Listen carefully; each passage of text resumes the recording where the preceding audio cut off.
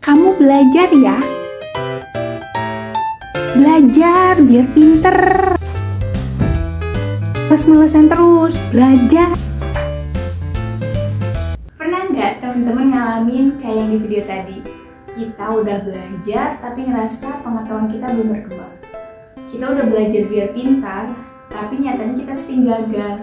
Atau makin banyak yang kita pelajarin, makin banyak lupanya. Kita jadi bingung apa yang salah dari proses belajar kita. Atau memang kemampuan kita yang terbatas. Untuk teman-teman yang ngalamin hal yang sama kayak saya, kalian gak sendiri. Ternyata ada buku yang bisa menjawab semua pertanyaan tadi. Dan bukunya berjudul Belajar, Cara Belajar.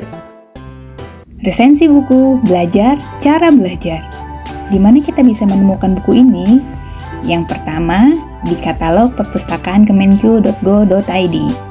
Yang kedua, kita bisa langsung kunjungan ke Perpustakaan Pusat Kementerian Keuangan, Sekjen. Kenapa buku ini harus dibaca? Buku ini dapat meningkatkan kemampuan diri, mengupscale diri.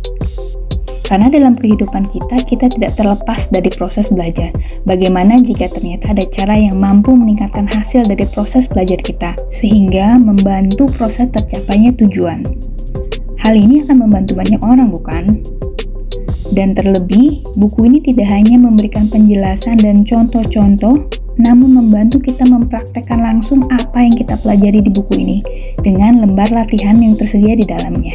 Dan masih banyak alasan lainnya kenapa kita harus membaca buku ini. Jangan kemana-mana dulu ya, kita mulai ulasannya.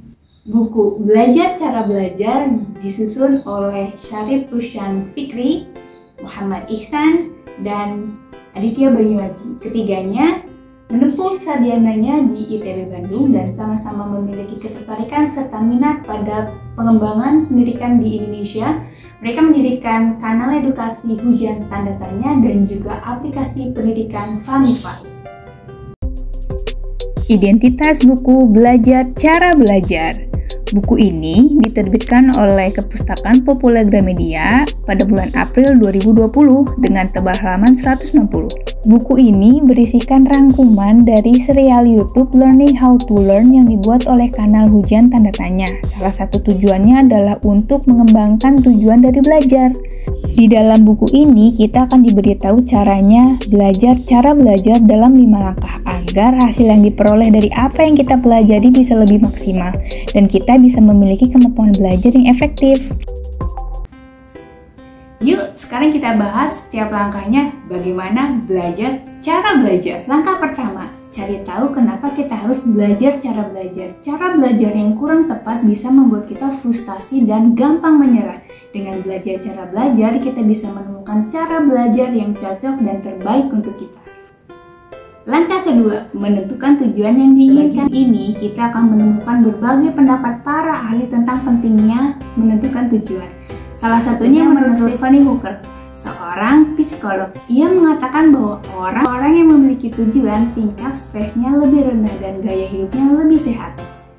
Dengan adanya tujuan, hidup kita akan lebih bahagia, membuat pikiran kita lebih positif dan fokus termasuk dalam proses belajar. Di dalam buku ini juga kita diberitahu cara menemukan tujuan hidup, salah satunya dengan konsep Ikigai.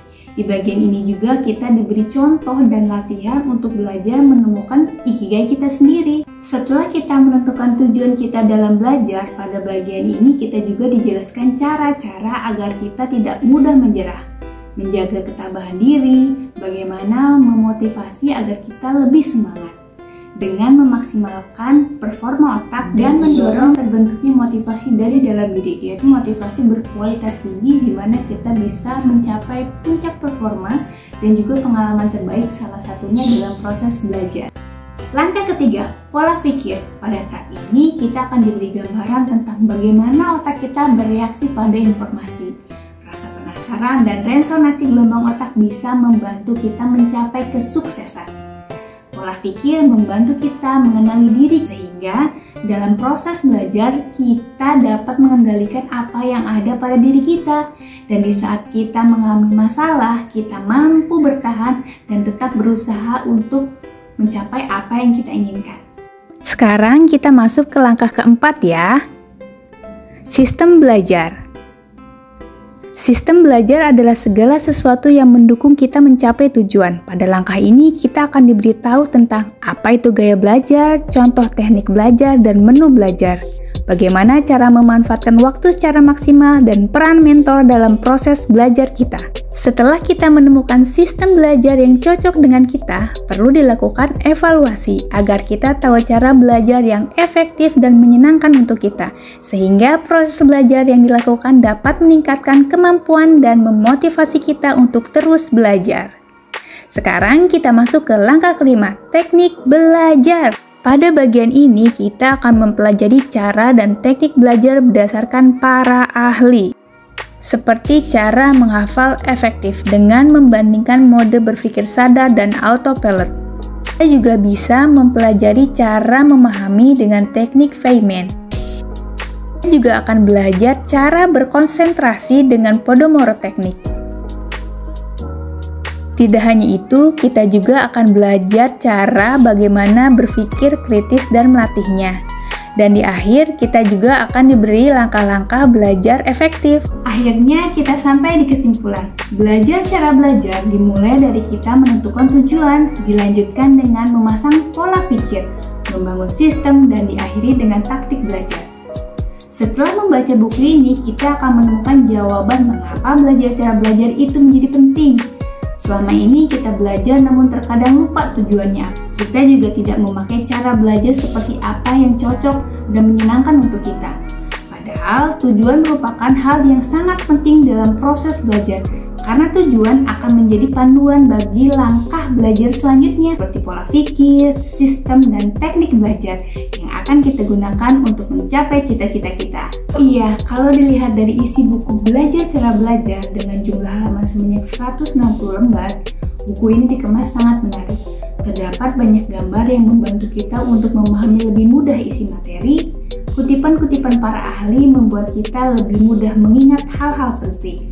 Terlebih contoh-contoh, teknik, dan lembar latihan yang membuat kita bisa langsung mempraktekkan teknik dan cara belajar. Kita akan mendapatkan pengalaman menyenangkan dalam membaca buku yang sebenarnya isinya cukup kompleks dan ilmiah. Namun bagi teman-teman yang kurang tertarik dengan visualisasi dalam membaca buku, mungkin akan sedikit kesulitan memahami penjelasannya karena keterangan tulisannya cukup terbatas.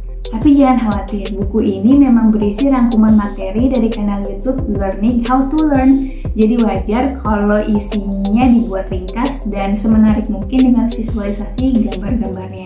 Untuk penjelasan lebih jelasnya, kita bisa melihatnya di kanal YouTube Hujan Tanda Tanya. Dan terlepas dari lebih dan kurangnya dari buku ini, Belajar Cara Belajar layak untuk jadi salah satu buku yang harus kita baca minimal 1 kali dalam hidup. Sekian dan terima kasih sudah menonton video resensi buku Belajar Cara Belajar. Saya Ican Sugita, sampai bertemu lagi.